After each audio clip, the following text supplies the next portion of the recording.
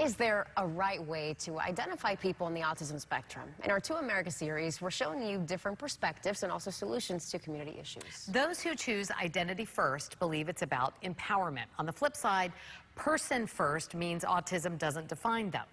As WPTV News Channel 5's Tori Dunnan shows you, it's all about respect and preference.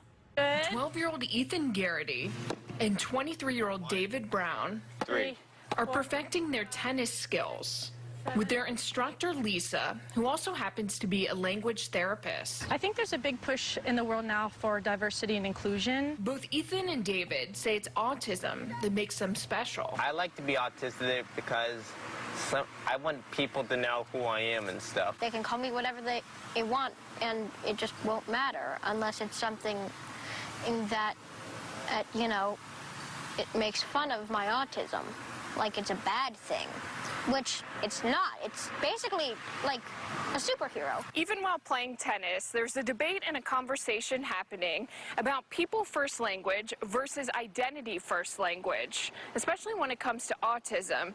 And it seems it's a conversation and a topic that people have strong opinions about. I think the debate is really about the importance of inclusion and not segregating or isolating someone based on a diagnosis.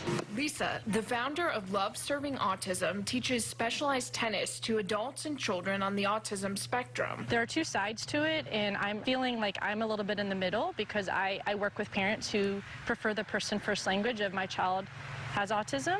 And then I also have met adults, especially through LinkedIn, you know, internationally, Australia, Brazil, they're messaging me saying, you know, I like to be referred to as an autistic person, and I'm proud of that, and this is who I am, and because of this, I am special. Ethan's mom, for me, he is a person with autism. Uses person first when referring to her son. Ethan would one day decide that he wanted to be autistic instead of person with autism. And was adamant about it. I would certainly, you know, out of respect for him, follow whatever his wishes are. So, yes, it's very controversial. David's mom, me personally, I think it's a good idea that people know. Asked her son his preference. Autistic David. Do you want people to understand you?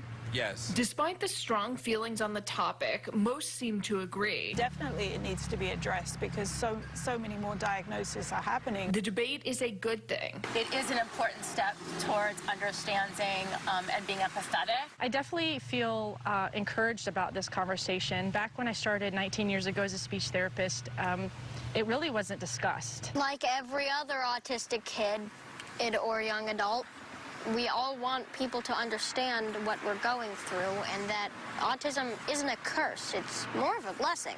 It's good for you. Good job. In Delray Beach, Tori Dunnan, WPTV News Channel 5.